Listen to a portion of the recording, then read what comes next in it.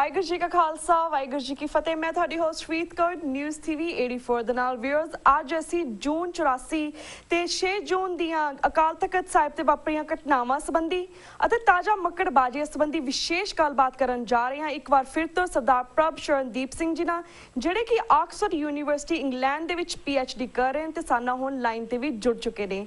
ਜੀ ਵੀਰ ਜੀ, ਵਾਹਿਗੁਰੂ ਜੀ ਕਾ ਖਾਲਸਾ ਵਾਹਿਗੁਰੂ ਜੀ ਕੀ ਫਤਿਹ।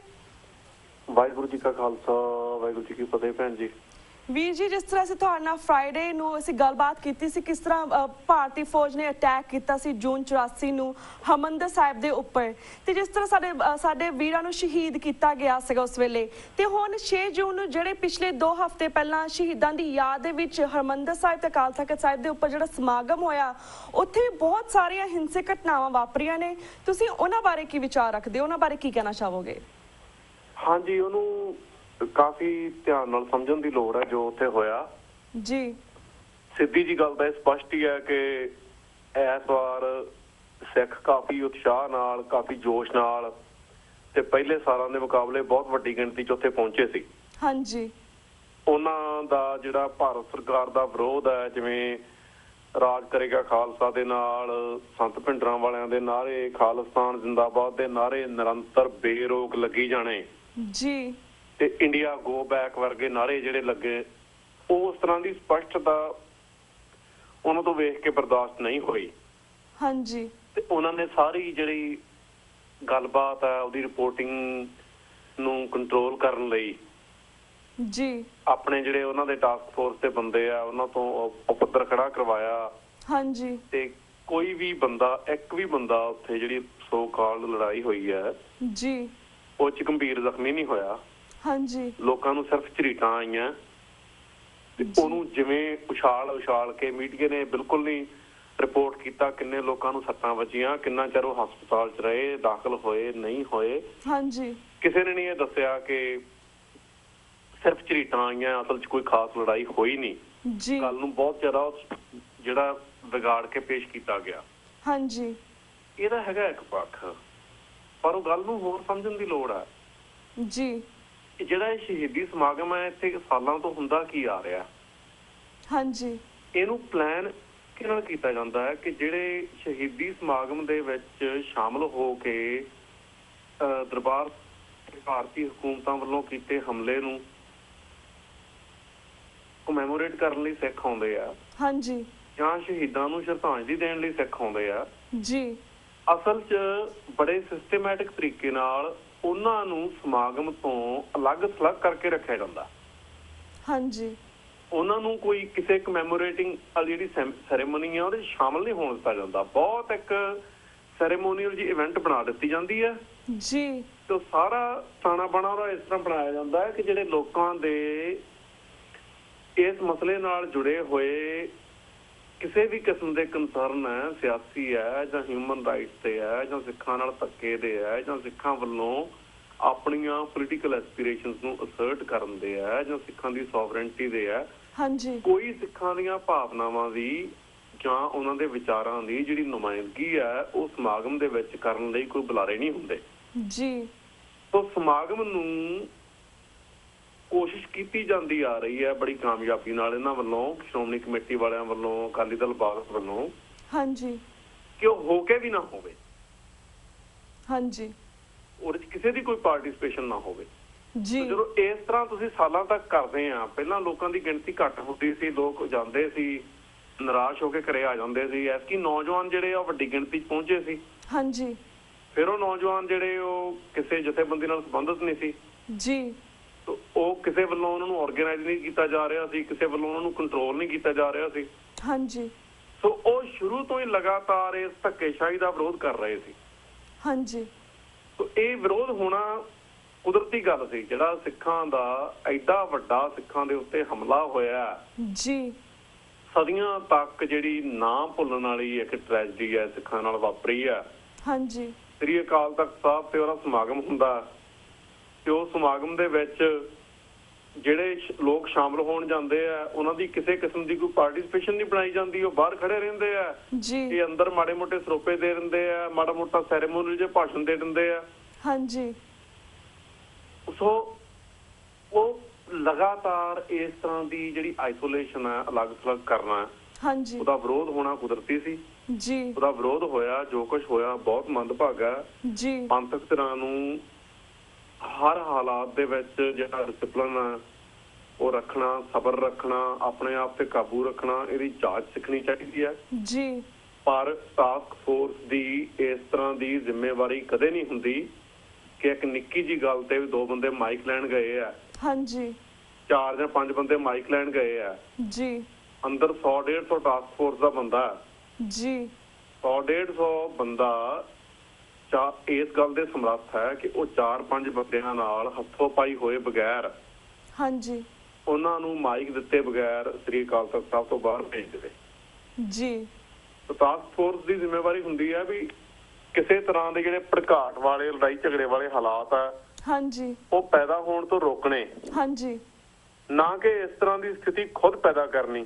ਜੀ ਟਾਸਕ ਫੋਰਸ ਨੇ ਆਪਣੀਆਂ ਹੱਦਾਂ ਪਾਰ ਕਰਦੇ ਹੋਏ ਜਿਹੜੀ ਕੁੱਟਮਾਰ ਸ਼ੁਰੂ ਕੀਤੀ ਹੈ, ਹਾਂਜੀ ਉਹ ਬਹੁਤ ਹੀ ਇਹਨਾਂ ਨੇ ਜਿਹੜੇ ਅਨਪ੍ਰੋਫੈਸ਼ਨਲ ਐਟੀਟਿਊਡ ਹੈ, ਬਹੁਤ ਹੀ ਗੈਰ ਜ਼ਿੰਮੇਵਾਰਾਨਾ ਕਾਰਵਾਈ ਹੈ।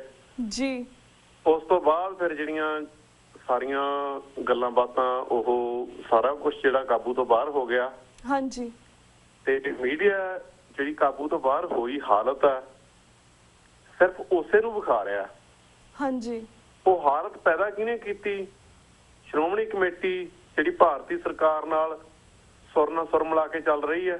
ਜੀ ਸ਼੍ਰੋਮਣੀ ਕਮੇਟੀ ਜਿਹਨੇ ਟਾਸਕ ਫੋਰਸ ਦੇ ਵਿੱਚ ਜਹਾਨ ਦੇ ਗੁੰਡੇ ਜਿਹੜੇ ਆ ਭਰਤੀ ਕੀਤੇ ਆ, ਸਮਾਜ ਦੇ ਸਭ ਤੋਂ ਘਟੀਆ ਅੰਸਰ। ਜੀ ਸ਼੍ਰੋਮਣੀ ਕਮੇਟੀ ਜਿਹਨੇ ਟਾਸਕ ਫੋਰਸ ਨੂੰ ਕੋਈ ਜਿਹੜੀ ਪ੍ਰੋਫੈਸ਼ਨਲ ਹੈ ਉਹ ਕੋਈ ਟ੍ਰੇਨਿੰਗ ਨਹੀਂ ਦਿੱਤੀ, ਜੀ ਉਹਨਾਂ ਨੂੰ ਕੋਈ ਨੇਮ ਨਹੀਂ ਸਿਖਾਏ, ਉਹਨਾਂ ਨੂੰ ਕੋਈ ਜ਼ਾਬਤਾ ਨਹੀਂ ਸਿਖਾਇਆ। ਜੀ ਸੋ ਇਹਨਾਂ ਗੱਲਾਂ ਬਾਰੇ ਤਾਂ ਗੱਲ ਕੋਈ ਕਰ ਨਹੀਂ ਰਿਹਾ। ਹਾਂਜੀ ਉਹਨਾਂ ਨੂੰ ਮੌਕਾ ਚਾਹੀਦਾ ਸੀ। ਜੀ ਮੌਕਾ ਉਹਨਾਂ ਨੇ ਆਪਣੇ ਸਾਧਨਾਂ ਨਾਲ, ਆਪਣੇ ਵਸੀਲਿਆਂ ਨਾਲ ਪੈਦਾ ਕਰ ਲਿਆ। ਹਾਂਜੀ ਤੇ ਪੈਦਾ ਕਰਨ ਤੋਂ ਬਾਅਦ ਰੱਪਾ ਪਾ ਕੇ ਜਿਸ ਤਰੀਕੇ ਨਾਲ ਸਿੱਖਾਂ ਦਾ ਅਕਸ ਉਹ ਦੁਨੀਆ ਸਾਹਮਣੇ ਪੇਸ਼ ਕਰਨਾ ਚਾਹੁੰਦੇ ਸੀ, ਜੀ ਉਹ ਪੇਸ਼ ਕਰਨ 'ਚ ਕਾਮਯਾਬ ਹੋਏ ਆ। ਹਾਂਜੀ ਜੀ ਬਿਲਕੁਲ। ਤੇ ਵੀਰ ਜੀ, ਜਿਸ ਤਰ੍ਹਾਂ ਤੁਸੀਂ ਕਿਹਾ ਕਿ ਟਾਸਕ ਫੋਰਸ ਨੇ ਇੰਨਾ ਅਨਪ੍ਰੋਫੈਸ਼ਨਲ ਤਰੀਕੇ ਦੇ ਨਾਲ ਸਭ ਕੁਝ ਹੈਂਡਲ ਕੀਤਾ, ਪਰ ਜਿਸ ਤਰ੍ਹਾਂ ਸ਼੍ਰੋਮਣੀ ਕਮੇਟੀ ਨੇ ਹੁਣ ਇਸ ਸਾਰੀ ਕਾਰਵਾਈ ਦੇ ਲਈ ਇੱਕ ਪੜਤਾਲੀਆ ਕਮੇਟੀ ਸ਼ੁਰੂ ਕੀਤੀ ਹੈ, ਤੁਹਾਨੂੰ ਕੀ ਲੱਗਦਾ ਕਿ ਉਹ ਕਿਸ ਡਿਸੀਜਨ ਤੱਕ ਪਹੁੰਚਣਗੇ ਪੜਤਾਲੀਆ ਕਮੇਟੀ ਦੇ ਨਾਲ ਕਿ ਜਿਹੜੀ ਘਟਨਾਵਾਂ ਵਾਪਰੀਆਂ ਨੇ? ਜਿਹੜੀ ਧਿਰ ਸਮੱਸਿਆ ਦਾ ਹਿੱਸਾ ਹੈ, ਹਾਂਜੀ ਜਿਹੜੀ ਧਿਰ ਨੇ ਸਾਰਾ ਉਪੱਦਰ ਖੜਾ ਕੀਤਾ, ਜੀ ਜੇ ਉਹੀ ਧਿਰ ਪੜਤਾਲੀਆ ਕਮੇਟੀ ਬਣਾਉਂਦੀ ਹੈ, ਹਾਂਜੀ ਅਜਿਹੀ ਪੜਤਾਲੀਆ ਕਮੇਟੀ ਤੋਂ ਕਿਸੇ ਕਿਸਮ ਦੀ ਕੋਈ ਆਸ ਨਹੀਂ ਰੱਖੀ ਜਾ ਸਕਦੀ।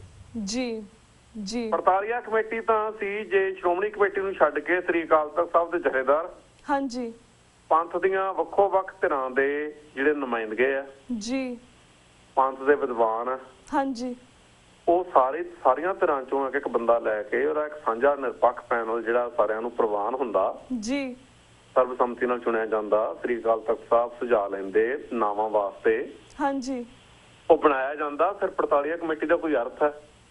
ਜੀ ਇਹਦਾ ਪੜਤਾਲੀਆ ਕਮੇਟੀ ਜਿਹੜੇ ਵਧੀਕੀ ਕਰ ਰਹੇ ਆ ਉਹੀ ਪੜਤਾਲੀਆ ਕਮੇਟੀ ਬਣਾ ਰਹੇ ਆ, ਇਹਦਾ ਕੋਈ ਅਰਥ ਨਹੀਂ। ਹਾਂਜੀ ਇਹ ਤਾਂ ਲੋਕਾਂ ਨੂੰ ਖਾਮ-ਖਾ ਬੇਵਕੂਫ ਬਣਾਉਣ ਵਾਲੀ ਗੱਲ ਆ। ਜੀ ਜੀ ਤੇ ਵੀਰ ਜੀ, ਜਿਸ ਤਰ੍ਹਾਂ ਸ਼੍ਰੋਮਣੀ ਕਮੇਟੀ ਦੇ ਹੁਣ ਪ੍ਰਧਾਨ ਨੇ ਪਹਿਲਾਂ ਬਿਆਨ ਦਿੱਤਾ ਸੀ ਕਿ 3 ਫੁੱਟੀ ਕਿਰਪਾਨ ਲੈ ਕੇ ਜਾਣ ਲਈ ਉਹ ਇਜਾਜ਼ਤ ਨਹੀਂ ਦੇਣਗੇ ਦਰਬਾਰ ਸਾਹਿਬ ਦੇ ਅੰਦਰ ਅਗਲੀ ਜਾਤ ਦੇ ਵਿੱਚ ਜਾਂ 6 ਜੂਨ ਨੂੰ ਆਉਣ ਨਹੀਂ ਦੇਣਗੇ। ਤਾਂ ਫਿਰ ਹੁਣ ਉਹਨਾਂ ਦੇ ਨਵੇਂ ਬਿਆਨ ਆਏ ਨੇ ਉਹਨਾਂ ਦੇ ਬੁਲਾਰਿਆਂ ਵੱਲੋਂ ਸ਼੍ਰੋਮਣੀ ਕਮੇਟੀ ਦੇ ਕਿ ਹੁਣ 3 ਫੁੱਟੀ ਕਿਰਪਾਨ ਅੰਦਰ ਲੈ ਕੇ ਤਾਂ ਜਾ ਸਕਦੇ ਪਰ ਕੱਢ ਨਹੀਂ ਸਕਦੇ ਹੈਗੇ, ਯੂਜ਼ ਨਹੀਂ ਕਰ ਸਕਦੇ। ਇਸ ਬਾਰੇ ਤੁਸੀਂ ਕੀ ਕਹਿਣਾ ਚਾਹੋਗੇ? ਦੇਖੋ, ਜਿਹੜੇ ਇਸ ਤਰ੍ਹਾਂ ਦੇ ਬਿਆਨ ਦੇ ਰਹੇ ਆ, ਇਹਨਾਂ ਬਿਆਨਾਂ ਤੋਂ ਇਹ ਪਤਾ ਲੱਗਦਾ ਜੀ ਕਿ ਇਹ ਬੰਦੇ ਜਿਸ ਕਿਸਮ ਦੇ ਅਹੁਦਿਆਂ ਤੇ ਬੈਠੇ ਆ, ਜੀ ਜਿੰਨੇ ਵੱਡੇ ਅਹਿਮ ਜ਼ਿੰਮੇਵਾਰੀਆਂ ਤੇ ਬੰਦੇ ਬੈਠੇ ਆ, ਮੱਕੜ ਵਰਗੇ ਜਾਂ ਬੇਦੀ ਵਰਗੇ, ਜੀ ਇਹ ਉਸ ਤਰ੍ਹਾਂ ਦੀ ਸ਼ਖਸੀਅਤ ਦੇ ਮਾਲਕ ਨਹੀਂ। ਜੀ ਇਹ ਬਹੁਤ ਹੀ ਗੈਰ ਸੰਜੀਦਾ, ਸ਼ੈਲੋ ਕਿਸਮ ਦੇ, ਸ਼ਰਾਰਤੀ ਕਿਸਮ ਦੇ ਲੋਕ ਆ। ਹਾਂਜੀ ਜਿਨ੍ਹਾਂ ਨੂੰ ਅਕਲ ਵੀ ਨਹੀਂ ਜੀ ਕਿ ਕਿਹੜੀ ਗੱਲ ਕਹਿਣੀ ਹੈ ਤੇ ਕਿਹੜੀ ਗੱਲ ਨਹੀਂ ਕਹਿਣੀ। ਹਾਂਜੀ ਨਾ ਇਹਨਾਂ ਨੂੰ ਸ਼ਰਮ ਹੈ, ਨਾ ਇਹਨਾਂ ਨੂੰ ਅਕਲ ਹੈ। ਸੋ ਟੋਟਲ ਜਿਹੜੀ ਲੈਕ ਆਫ ਸੈਂਸਿਟੀਵਿਟੀ ਹੈ, ਜੀ ਬਿਲਕੁਲ ਸੰਵੇਦਨਸ਼ੀਲਤਾ ਦੀ ਘਾਟ, ਸਿੱਖ ਪਰੰਪਰਾਵਾਂ ਬਾਰੇ, ਸਿੱਖਾਂ ਦੇ ਅਹਿਸਾਸ ਬਾਰੇ, ਸ੍ਰੀ ਅਕਾਲ ਤਖਤ ਸਾਹਿਬ ਦੇ ਸਰੂਪ ਬਾਰੇ ਉਹ ਇਸ ਬਿਆਨ 'ਚੋਂ ਜ਼ਾਹਰ ਹੁੰਦੀ ਹੈ। ਹਾਂਜੀ। ਇਸ ਬਿਆਨ 'ਚੋਂ ਇਹ ਜ਼ਾਹਰ ਹੁੰਦਾ ਹੈ ਕਿ ਜਦੋਂ ਤੁਹਾਡੇ ਕੋਲੇ ਆਪਣਾ ਮੁਲਕ ਨਹੀਂ, ਜਦੋਂ ਸਿਆਸੀ ਸੱਤਾ ਤੁਸੀਂ ਖੁਦ ਕੰਟਰੋਲ ਨਹੀਂ ਕਰਦੇ ਜੀ, ਤੁਸੀਂ ਕਿਸੇ ਬੇਗਾਨੀ ਧਿਰ ਦੇ ਕਬਜ਼ੇ ਹੇਠ ਜੀ ਉਹਦੇ ਜਿਹੜੀਆਂ ਇੰਡੀਆ ਦੇ ਜਿਵੇਂ ਆਕੂਪੇਸ਼ਨਲ ਫੋਰਸਿਸ ਆ ਹਾਂਜੀ ਉਹਦੇ ਹੇਠ ਜਿਹੜਾ ਗੁਲਾਮਾਂ ਵਾਲਾ ਜੀਵਨ ਬਤੀਤ ਕਰ ਰਹੇ ਆ ਹਾਂਜੀ, ਉਦੋਂ ਤੁਹਾਡੀ ਹਰ ਪਰੰਪਰਾ ਨਾਲ, ਤੁਹਾਡੇ ਹਰ ਅਹਿਸਾਸ ਨਾਲ, ਤੁਹਾਡੇ ਹਰ ਕਨਸੈਪਟ ਨਾਲ ਜਿਹੜਾ ਖਿਲਵਾੜ ਹੋਣਾ ਜੀ ਉਹ ਕੁਦਰਤੀ ਗੱਲ ਹੈ। ਹਾਂਜੀ। ਇਸ ਬਿਆਨ ਤੋਂ ਇਹ ਜ਼ਾਹਰ ਹੁੰਦਾ ਹੈ ਕਿ ਜਿਹੜੀਆਂ ਤੁਹਾਡੀਆਂ ਨੁਮਾਇੰਦਾ ਸੰਸਥਾਵਾਂ, ਜੇ ਤੁਹਾਡੇ ਕੋਲੇ ਪੂਰੀ ਸਿਆਸੀ ਸੱਤਾ ਨਹੀਂ ਹਾਂਜੀ, ਤਾਂ ਤੁਹਾਡੀਆਂ ਨੁਮਾਇੰਦਾ ਸੰਸਥਾਵਾਂ ਦੇ ਉੱਤੇ ਸਟੇਟ ਉਸ ਕਿਸਮ ਦੇ ਲੋਕਾਂ ਨੂੰ ਕਾਬਜ਼ ਕਰਾ ਦਿੰਦੀ ਹੈ ਹਾਂਜੀ, ਜਿਹੜੇ ਲੋਕ ਅੰਦਰੋਂ ਪੂਰੀ ਤਰ੍ਹਾਂ ਡੋਮੈਸਟੀਕੇਟ ਹੋ ਚੁੱਕੇ ਆ ਜੀ, ਜਿਹੜੇ ਲੋਕਾਂ ਨੇ ਰਾਜ ਸੱਤਾ, ਦਿੱਲੀ ਦੀ ਰਾਜ ਸੱਤਾ ਨੂੰ ਹੀ ਆਪਣਾ ਰੱਬ, ਉਸੇ ਨੂੰ ਆਪਣਾ ਇਸ਼ਟ, ਉਸੇ ਨੂੰ ਆਪਣਾ ਸਭ ਕੁਝ ਮੰਨ ਲਿਆ। ਹਾਂਜੀ। ਤੇ ਉਹਨਾਂ ਨੂੰ ਚੇਤਾ ਵੀ ਨਹੀਂ ਰਹਿੰਦਾ ਕਿ ਉਹਨਾਂ ਨੇ ਕਿਹੜੀ ਗੱਲ ਕਹਿਣੀ ਹੈ ਤੇ ਕਿਹੜੀ ਗੱਲ ਨਹੀਂ ਕਹਿਣੀ ਜੀ। ਉਹ ਜਿਵੇਂ ਹੁਣ ਮੱਕੜ ਹਮੇਸ਼ਾ ਹੀ ਜਿਸ ਤਰੀਕੇ ਨਾਲ ਜਿਸ ਕਿਸਮ ਦੇ ਬਿਆਨ ਦਿੰਦਾ ਹਾਂਜੀ, ਉਹ ਜਿਵੇਂ ਜਿੰਨੀ ਉਹਦੀ ਉਮਰ ਹੈ, ਜਿਸ ਕਿਸਮ ਦੇ ਉਹਦੇ ਅਹੁਦੇ ਤੇ ਬੈਠਾ ਹੈ, ਹਾਂਜੀ, ਉਹਦਾ ਉਸ ਤਰ੍ਹਾਂ ਦਾ ਵਿਵਹਾਰ ਨਹੀਂ ਹੁੰਦਾ ਜੀ। ਉਹ ਬਹੁਤ ਜਿਵੇਂ ਉਹਦਾ ਇੱਕ ਚੰਚਲ ਜਿਹਾ, ਮੁੰਡਪੁਣੇ ਵਾਲਾ, ਬਦਮਾਸ਼ਾਂ ਵਾਲਾ ਐਟੀਟਿਊਡ ਹੁੰਦਾ। ਉਹਦੀਆਂ ਅੱਖਾਂ ਵੇਖੋ, ਹਾਂਜੀ, ਜਿਵੇਂ ਇਹ ਜਿਹੜੇ ਇਸ ਤਰ੍ਹਾਂ ਦੇ ਸ਼ਰਾਰਤੀ ਅੰਸਰ ਜਦੋਂ ਕਾਬਜ਼ ਹੋ ਜਾਂਦੇ ਆ ਸਿੱਖਾਂ ਦੇ ਸਾਰੇ ਗੁਰਦੁਆਰਾ ਸਾਹਿਬਾਨ ਦੀ ਪ੍ਰਬੰਧ ਚਲਾਉਣ ਵਾਲੀ ਮੇਨ ਸੰਸਥਾ ਦੇ ਉੱਤੇ ਜੀ, ਤੇ ਫਿਰ ਜਿਹੜੇ ਇਸ ਤਰ੍ਹਾਂ ਦੇ ਘਟੀਆ ਕਿਸਮ ਦੇ ਮਜ਼ਾਕ ਆ ਹਾਂਜੀ, ਉਹ ਤੁਹਾਡੇ ਨਾਲ ਹੋਣੇ ਕੁਦਰਤੀ ਆ ਜੀ। ਸੋ ਇਹ ਅੰਦਰੋਂ ਬਿਲਕੁਲ ਡੋਮੈਸਟੀਕੇਟ ਹੋਈ ਧਿਰ ਹੈ। ਹਾਂਜੀ। ਇਸ ਧਿਰ ਦਾ ਸਿੱਖਾਂ ਦੀਆਂ ਸੰਸਥਾਵਾਂ ਤੇ ਬੈਠੇ ਹੋਣਾ ਇਸ ਕਿਸਮ ਦੀ ਇੱਕ ਨਹੀਂ ਅਨੇਕਾਂ ਜਿਹੜੀਆਂ ਸਮੱਸਿਆਵਾਂ ਹਾਂਜੀ, ਉਹਨੂੰ ਬਾਰ-ਬਾਰ ਜਨਮ ਦਿੰਦੇ ਰਹਿਣਾ ਉਹਨੇ। ਜੀ ਜੀ।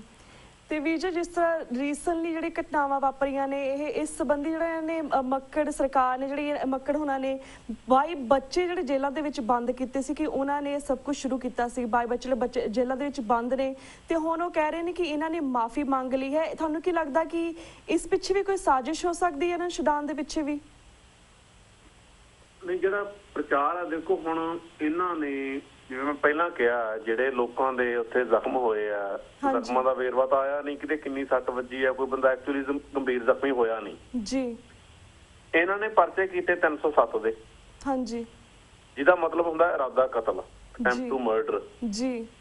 ਸੋ ਇਹ ਜਿਸ ਕਿਸਮ ਦੇ ਮਰਜ਼ੀ ਲੋਕਾਂ ਤੇ ਕੇਸ ਪਾਈ ਜਾਣ, ਇਹਨਾਂ ਦੀ ਸਰਕਾਰ ਹੈ, ਜਿਵੇਂ ਮਰਜ਼ੀ ਉਹਨਾਂ ਨੂੰ ਹਰਾਸ ਕਰੀ ਜਾਣ, ਜਿਸ ਕਿਸਮ ਦਾ ਮਰਜ਼ੀ ਟੌਰਚਰ ਕਰੀ ਜਾਣ, ਹਾਂਜੀ, ਜਿਵੇਂ ਮਰਜ਼ੀ ਪ੍ਰੈਸ਼ਰਾਈਜ਼ ਕਰੀ ਜਾਣ ਜੀ, ਜੇਲ੍ਹ ਵਿੱਚ ਬੈਠੇ ਬੰਦਿਆਂ ਦੇ ਬਿਹਾਫ ਤੇ ਜੋ ਮਰਜ਼ੀ ਕਹੀ ਜਾਣ, ਹਾਂਜੀ, ਉਹ ਤਾਂ ਇਹਨਾਂ ਦਾ ਹਮੇਸ਼ਾ ਹੀ ਇਸ ਤਰ੍ਹਾਂ ਦਾ ਐਟੀਟਿਊਡ ਰਿਹਾ। ਇਹਨਾਂ ਗੱਲਾਂ ਦਾ ਕੋਈ ਮੁੱਲ ਨਹੀਂ। ਹਾਂਜੀ, ਗੱਲ ਤਾਂ ਇਹ ਹੈ ਕਿ ਨਿਰਪੱਖ ਜਾਂਚ ਕਮੇਟੀ, ਪੜਤਾਲੀਆ ਕਮੇਟੀ ਕੋਈ ਬਣੀ ਨਹੀਂ ਜੀ, ਨਿਰਪੱਖ ਜਾਂਚ ਹੋਈ ਨਹੀਂ ਜੀ, ਤੇ ਸਹੀ ਤਰੀਕੇ ਨਾਲ ਜੋ ਕੁਝ ਉੱਥੇ ਹੋਇਆ, ਹਾਂਜੀ, ਉਹਦਾ ਸੱਚ ਸੰਗਤਾਂ ਦੇ ਸਾਹਮਣੇ ਆਇਆ ਨਹੀਂ। ਹਾਂਜੀ, ਸੋ ਇਸ ਹਾਲਤ ਦੇ ਵਿੱਚ ਜਿਸ ਵੀ ਤਰੀਕੇ ਨਾਲ ਇਹ ਸਾਰੀ ਸਿਚੁਏਸ਼ਨ ਨੂੰ ਪੇਸ਼ ਕਰ ਰਹੇ ਆ ਜੀ, ਉਹਦੀ ਕੋਈ ਤੁਕ ਨਹੀਂ ਬਣਦੀ, ਉਹਦਾ ਕੋਈ ਆਧਾਰ ਨਹੀਂ ਬਣਦਾ। ਇਹ ਬਹੁਤ ਬੇਬੁਨਿਆਦ ਗੱਲਾਂ ਜਿਹੜੀਆਂ ਕਰ ਰਹੇ ਆ। ਹਾਂਜੀ ਜੀ। ਤੇ ਵੀਰ ਜੀ, ਜਿਸ ਤਰ੍ਹਾਂ ਆਪਾਂ ਪਹਿਲਾਂ ਜੂਨ 84 ਦੀ ਗੱਲ ਕੀਤੀ ਜਾਂ ਹੁਣ ਹਿੰਸਕ ਘਟਨਾ ਵਾਪਰੀ, ਇਸ ਬਾਰੇ ਗੱਲਬਾਤ ਕੀਤੀ, ਤਾਂ ਆਲ ਅਰਾਊਂਡ ਅਸੀਂ ਤੁਹਾਡੇ ਕੋਲ ਜਾਣਨਾ ਚਾਹਾਂਗੇ, ਜਿਸ ਤਰ੍ਹਾਂ ਸਿੱਖਾਂ ਨੇ ਇੱਕ ਤੋਂ ਬਾਅਦ ਇੱਕ ਨਸਲਕੁਸ਼ੀ ਵੇਖੀ ਹੈ, ਜਿਸ ਤਰ੍ਹਾਂ ਜੂਨ 84 ਦੀ ਹੋਵੇ, ਨਵੰਬਰ 84 ਦਾ ਜਿਹੜਾ ਵੈਸ਼ੀਆਂ ਨਾਲ ਸਾਡਾ ਘਟਨਾਵਾਂ ਕੀਤੀਆਂ ਨੇ, ਸਾਨੂੰ ਮਾਰਿਆ ਗਿਆ, ਸਾਡਾ ਘੱਲੂਘਾਰਾ ਕੀਤਾ, ਉਸ ਤੋਂ ਬਾਅਦ ਸਾਡਾ ਜੈਨੋਸਾਈਡ ਕਰਨ ਦੀ ਕੋਸ਼ਿਸ਼ ਕੀਤੀ, ਉਸ ਤੋਂ ਬਾਅਦ ਵੀ 93 ਤੱਕ ਇਹਨਾਂ ਨੇ ਸਾਡੇ ਸਿੱਖ ਬੱਚਿਆਂ ਨੂੰ ਘਰੋਂ ਚੁੱਕ ਕੇ ਅਣਪਛਾਤੀਆਂ ਲਾਸ਼ਾਂ ਬਣਾਤੀਆਂ। ਉਸ ਤੋਂ ਬਾਅਦ ਨਸ਼ਿਆਂ ਦਾ ਦੌਰ ਸ਼ੁਰੂ ਹੋ ਗਿਆ। ਹੁਣ ਕਾਫੀ ਸਾਰੇ ਸਿੱਖ ਬੱਚੇ ਜਿਹੜੇ ਨੇ ਉਹ ਨਸ਼ਿਆਂ ਦੇ ਵਿੱਚ ਡਿੱਗਦੇ ਜਾ ਰਹੇ ਨੇ। ਇਹਨਾਂ ਨਸਲਕੁਸ਼ੀਆਂ ਤੋਂ ਨਾਲ ਜਿਹੜੇ ਸਾਡੇ ਪੰਜਾਬ ਦੇ ਲੀਡਰ, ਜਿਸ ਤੁਸੀਂ ਕਿਹਾ ਕਿ ਇਹਨਾਂ ਦਿੱਲੀ ਦੇ ਲੀਡਰਾਂ ਨੂੰ ਆਪਣਾ ਰੱਬ ਮੰਨ ਲਿੱਤਾ ਹੈ, ਇਹਨਾਂ ਸਾਰੇ ਨਸਲਕੁਸ਼ੀਆਂ ਤੋਂ ਜਾਂ ਇਹਨਾਂ ਕੋਲ ਲੀਡਰਾਂ ਤੋਂ ਅਸੀਂ ਕਿਸ ਤਰ੍ਹਾਂ ਬਚ ਸਕਦੇ ਹਾਂ, ਇਸ ਬਾਰੇ ਦਾ ਡੀਟੇਲ ਦੇ ਨਾਲ ਸਾਡੇ ਦਰਸ਼ਕਾਂ ਨਾਲ ਜਾਣਕਾਰੀ ਸਾਂਝੀ ਕਰੋ।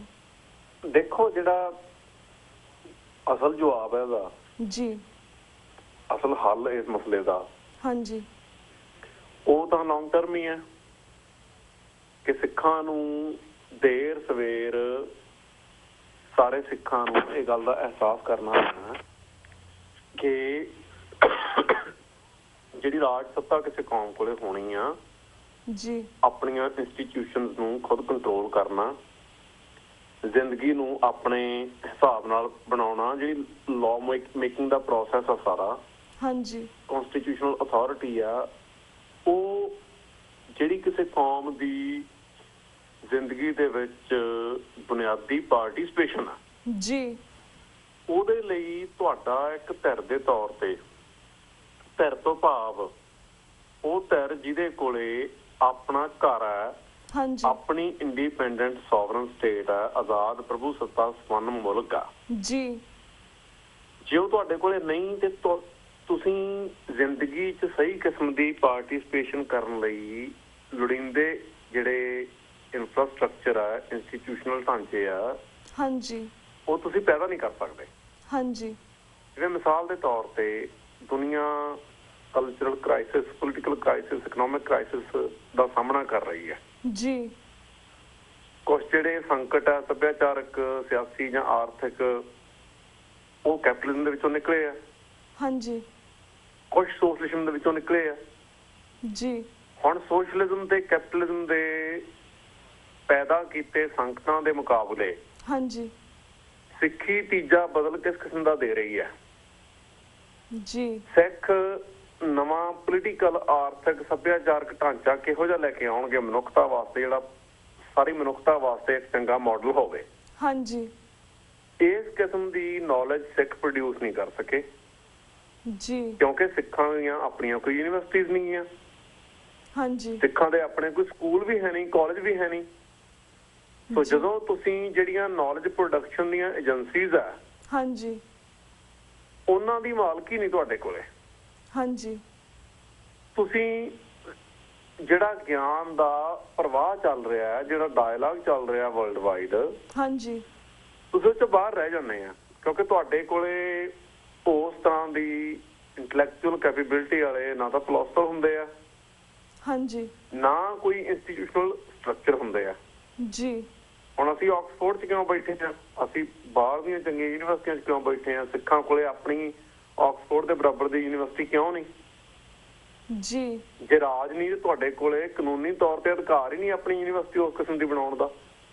ਹਾਂਜੀ, ਜੇ ਬਣਦੀ ਆ ਤਾਂ ਉੱਥੇ ਉਹ ਲੋੜੀਂਦੀਆਂ ਜਿਹੜੀਆਂ ਉਹ ਸਾਰੀਆਂ ਚੀਜ਼ਾਂ ਤੁਹਾਨੂੰ ਉਹਨੂੰ ਉਸ ਲੈਵਲ ਤੇ ਬਿਲਡ ਕਰਨ ਲਈ ਉਸ ਤਰ੍ਹਾਂ ਦੀ ਫੰਡਿੰਗ ਸਟੇਟ ਤੋਂ ਬਗੈਰ ਜਿਹੜੀ ਆ ਉਹ ਹਾਸਲ ਨਹੀਂ ਹੁੰਦੀ। ਹਾਂਜੀ, ਸੋ ਸਾਬ ਰੋਲ ਦੀਆਂ ਸੰਸਥਾਵਾਂ ਤੁਸੀਂ ਮਾੜੀਆਂ ਮੋਟੀਆਂ ਪੈਦਾ ਕਰ ਸਕਦੇ ਆ। ਸੋ ਹੱਲ ਤਾਂ ਇਹਦਾ ਹੈਗਾ ਇਹੀ। ਹਾਂਜੀ, ਪਰ ਜਿਵੇਂ ਪਹਿਲਾਂ ਕਿਹਾ ਸ਼ੁਰੂ 'ਚ, ਇਹ ਲੰਬੇ ਸਮੇਂ ਦਾ ਹੱਲ ਆ।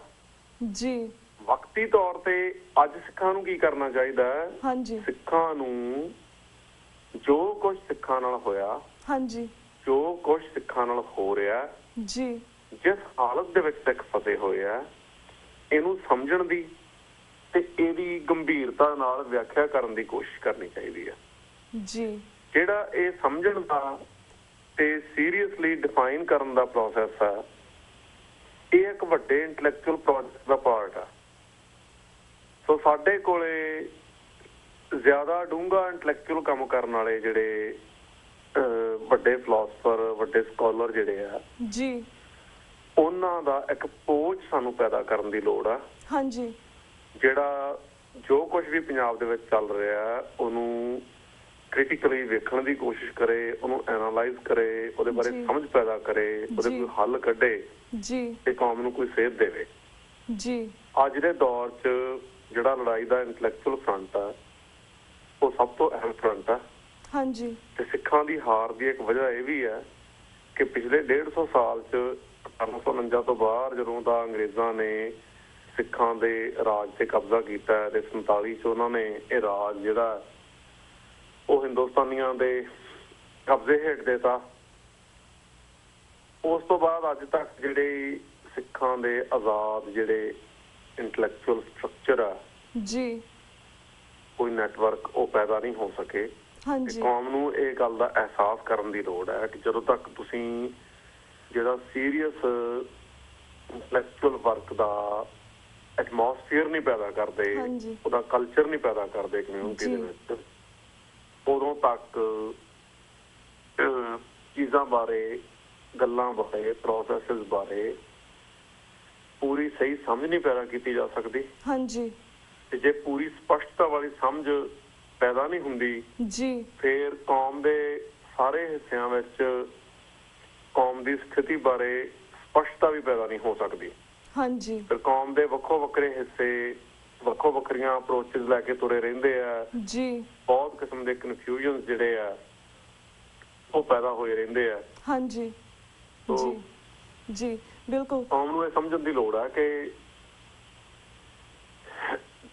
ਸਟੇਟ ਜਦੋਂ ਸਾਡੇ ਖਿਲਾਫ ਕੰਮ ਕਰ ਰਹੀ ਹੈ, ਇਹ 'ਚ ਕੋਈ ਸ਼ੱਕ ਨਹੀਂ ਕਿ ਉਹਨਾਂ ਦੀਆਂ ਭਾਰਤੀ ਫੌਜਾਂ, ਭਾਰਤੀ ਪੁਲਿਸ ਜਿਹੜੀ ਉਹ ਲਗਾਤਾਰ ਸਾਨੂੰ ਮਾਰ ਰਹੀ ਹੈ, ਕੁੱਟ ਰਹੀ ਹੈ ਤੇ ਲੁੱਟ ਖਾ ਰਹੀ ਹੈ ਉਹਦਾ ਸਾਰਾ ਸਿਸਟਮ। ਪਰ ਇਹ ਸਾਰੇ ਦੇ ਸਾਰੇ ਪ੍ਰੋਜੈਕਟ ਨੂੰ ਬਹੁਤ ਵੱਡੀ ਇੰਟੈਲੈਕਚੁਅਲ ਬੈਕਿੰਗ ਹੈ।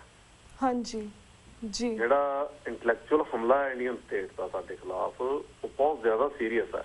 ਜੀ ਤੇ ਜੇ ਸਾਡੀ ਕੈਪੇਬਿਲਿਟੀ ਉਹਨਾਂ ਤੋਂ ਤਕੜੀ ਨਹੀਂ, ਜਿਹੜੀ ਇਹ ਲੜਾਈ ਹੈ ਇਹਦੇ 'ਚ ਉਹਨਾਂ ਦਾ ਸਾਹਮਣਾ ਨਹੀਂ ਕਰ ਸਕਦੇ। ਸਾਨੂੰ ਇਹ ਗੱਲ ਦਾ ਅਹਿਸਾਸ ਛੇਤੀ ਤੋਂ ਛੇਤੀ ਕਰਨ ਦੀ ਲੋੜ ਹੈ ਕਿ ਜ਼ਮਾਨੇ ਦੇ ਨਾਲ ਤੇ ਪੈਟਰਨ ਬਦਲਦੇ ਆ। ਹਾਂਜੀ ਤੇ ਜ਼ਮਾਨੇ ਦੇ ਨਾਲ ਕੌਮਾਂ ਨੂੰ ਨਵੀਆਂ ਚੀਜ਼ਾਂ ਸਿੱਖਣ ਦੀ ਲੋੜ ਹੈ। ਜੀ ਅੱਜ ਦੇ ਜ਼ਮਾਨੇ 'ਚ ਜਿਹੜੀ ਸਿੱਖਾਂ ਦੇ ਅੰਦਰ, ਪੰਜਾਬ ਦੇ ਵਿੱਚ ਵੀ, ਪੰਜਾਬ ਤੋਂ ਬਾਹਰ ਵੀ, ਜੀ ਜਿਹੜੀ ਸੀਰੀਅਸ ਇੰਟੈਲੈਕਚੁਅਲ ਮੂਵਮੈਂਟ ਉਹਦੀ ਲੋੜ ਹੈ। ਹਾਂਜੀ ਹੁਣ ਤੱਕ ਜਿਹੜਾ ਇੰਟੈਲੈਕਚੁਅਲ ਕੰਮ ਪੰਜਾਬ ਦੀ ਧਰਤੀ ਤੇ ਹੋਇਆ ਜੀ ਉਹ 'ਚ ਬਹੁਤਾ ਜਿਹੜਾ ਬਹੁਤ ਜ਼ਿਆਦਾ ਨਿਰਾਸ਼ਾਜਨਕ ਹੈ। ਹਾਂਜੀ ਉਹਦਾ ਕੋਈ ਪੱਧਰ ਨਹੀਂ। ਜੀ ਤੇ ਜਿਹੜੇ ਇੰਟਰਨੈਸ਼ਨਲ ਸਟੈਂਡਰਡ ਸੈੱਟ ਹੋਏ ਆ ਸਕਾਲਰਲੀ ਜਾਂ ਫਿਲੋਸੋਫੀਕਲ ਕੰਮ ਦੇ, ਹਾਂਜੀ ਉਹਨਾਂ ਦੇ ਮੁਕਾਬਲੇ ਦੇ ਵਿੱਚ ਉਸ ਪੱਧਰ ਦੇ ਉੱਤੇ ਸਿੱਖਾਂ ਨੂੰ ਜਿਹੜੇ ਆਪਣੇ ਇੰਟੈਲੈਕਚੁਅਲ ਨੈਟਵਰਕ ਆ ਉਹ ਖੜੇ ਕਰਨੇ ਚਾਹੀਦੇ ਆ।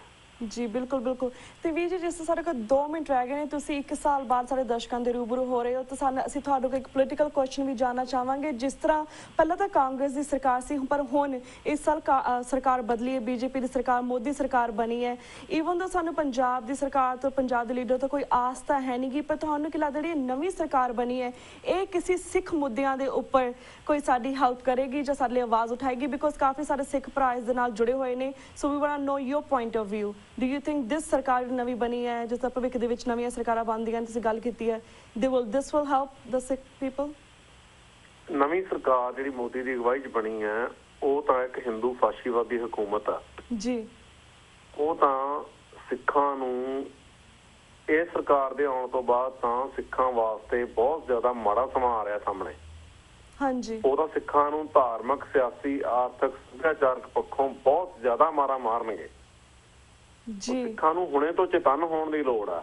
ਹਾਂਜੀ ਇਹਨਾਂ ਨੇ ਤਾਂ school education system, university system, ਸਾਰਾ ਕੁਝ ਬਦਲ ਦੇਣਾ ਜੀ। ਇਹਨਾਂ ਨੇ ਤਾਂ ਹਿਸਟਰੀ ਨਵੇਂ ਸਿਰੇ ਤੋਂ ਲਿਖਾ ਦੇਣੀ ਹੈ, ਸਭ ਕੁਝ ਨਵੇਂ ਸਿਰੇ ਤੋਂ ਲਿਖਾ ਦੇਣਾ, ਸਾਰੇ ਸਿਲੇਬਸ ਟਰਾਂਸਫਾਰਮ ਕਰ ਦੇਣੇ ਆ। ਇਹ ਤਾਂ ਹਿੰਦੂਤਵਾ ਦੇ ਸੈਂਟਰ ਬਣ ਜਾਣੇ ਆ ਸਕੂਲ, ਕਾਲਜ, ਯੂਨੀਵਰਸਿਟੀਆਂ ਇਹਨਾਂ ਦੇ ਨਾਲ। ਹਾਂਜੀ ਤੇ ਜਿਹੜੀ ਵੀ ਧਿਰ ਰੈਜ਼ਿਸਟ ਕਰੂਗੀ ਉਹਨੂੰ ਬਹੁਤ ਜ਼ਿਆਦਾ ਬਰੂਟਲੀ ਇਸ ਸਰਕਾਰ ਵੱਲੋਂ ਪ੍ਰੈਸ ਕੀਤਾ ਜਾਊਗਾ। ਜੀ ਆਸ ਦਾ ਕੋਈ ਸਵਾਲ ਨਹੀਂ। ਹਾਂਜੀ ਇਹ ਤਾਂ ਇੱਕ ਬਹੁਤ ਸੀਰੀਅਸ ਤੇ ਬਹੁਤ ਵੱਡਾ ਥ੍ਰੈਟ ਆ ਸਾਡੇ ਸਾਹਮਣੇ। ਜੀ ਤੇ ਸਿੱਖਾਂ ਨੂੰ ਇਹਨੂੰ ਹੁਣੇ ਸਮਝਣ ਦੀ ਲੋੜ ਹੈ ਤੇ ਹੁਣੇ ਇਹਦੇ ਬਾਰੇ ਚੇਤੰਨ ਹੋਣ ਦੀ ਲੋੜ ਹੈ। ਬਿਲਕੁਲ। ਇਹਦਾ ਕਿਵੇਂ ਸਾਹਮਣਾ ਕਰਨਾ ਉਹਦੀ ਤਿਆਰੀ ਕਰਨ ਦੀ ਲੋੜ ਆ। ਹਾਂਜੀ ਜੀ ਬਿਲਕੁਲ ਬਿਲਕੁਲ ਵੀਰ ਜੀ। ਤੇ ਵੀਰ ਜੀ, ਸਾਡਾ ਹੁਣ ਵਕਤ ਸਮਾਪਤੀ ਵੱਲ ਜਾ ਰਿਹਾ। ਤੁਹਾਡਾ ਬਹੁਤ ਬਹੁਤ ਸ਼ੁਕਰੀਆ ਕਿ ਤੁਸੀਂ ਇੰਨੀ ਸਿਹਤ ਖਰਾਬ ਹੋਣ ਦੇ ਬਾਵਜੂਦ ਵੀ ਸਾਡੇ ਦਰਸ਼ਕਾਂ ਦੇ ਰੂਬਰੂ ਹੋਏ, ਆਪਣੇ ਵਿਚਾਰ ਸਾਂਝੇ ਕੀਤੇ। ਤੇ ਵੀਰ ਜੀ, ਹੁਣ ਅਸੀਂ ਤੁਹਾਡੇ ਕੋਲ ਇਜਾਜ਼ਤ ਲੈਂਦੇ ਹਾਂ ਜੀ। ਵਾਹਿਗੁਰੂ ਜੀ ਕਾ ਖਾਲਸਾ, ਵਾਹਿਗੁਰੂ ਜੀ ਕੀ ਫਤਿਹ। ਬਹੁਤ ਮਿਹਰਬਾਨੀ ਭੈਣ ਜੀ, ਇੱਕ ਵਾਰੀ ਫੇਰ ਤੁਸੀਂ ਮੈਨੂੰ ਮੌਕਾ ਬਖਸ਼ਿਆ ਸੰਗਤਾਂ ਦੇ ਰੂਬਰੂ ਹੋਣ ਦਾ, ਆਪਣੇ ਵਿਚਾਰ ਸਾਂਝੇ ਕਰਨ ਦਾ। ਜੀ ਮੈਂ ਤੁਹਾਡਾ ਸ਼ੁਕਰਗੁਜ਼ਾਰ ਹਾਂ। ਇੰਨੀਆਂ ਬੇਨਤੀਆਂ ਨਾਲ ਫਤਿਹ ਪ੍ਰਵਾਨ ਕਰੋ। ਵਾਹਿਗੁਰੂ ਜੀ ਕਾ ਖਾਲਸਾ, ਵਾਹਿਗੁਰੂ ਜੀ ਕੀ ਫਤਿਹ। ਤੇ ਵੀਅਰਸ, ਅਸੀਂ ਇੱਥੇ ਤੁਹਾਡੇ ਕੋਲ ਵੀ ਇਜਾਜ਼ਤ ਲੈਂਦੇ ਹਾਂ। ਕੱਲ ਨੂੰ ਮਿਲਾਂਗੇ ਸੇਮ ਟਾਈਮ, ਸੇਮ ਸ਼ੋਅ ਤੇ। ਤਦ ਤੱਕ ਲਈ ਵਾਹਿਗੁਰੂ ਜੀ ਕਾ ਖਾਲਸਾ, ਵਾਹਿਗੁਰੂ ਜੀ ਕੀ ਫਤਿਹ।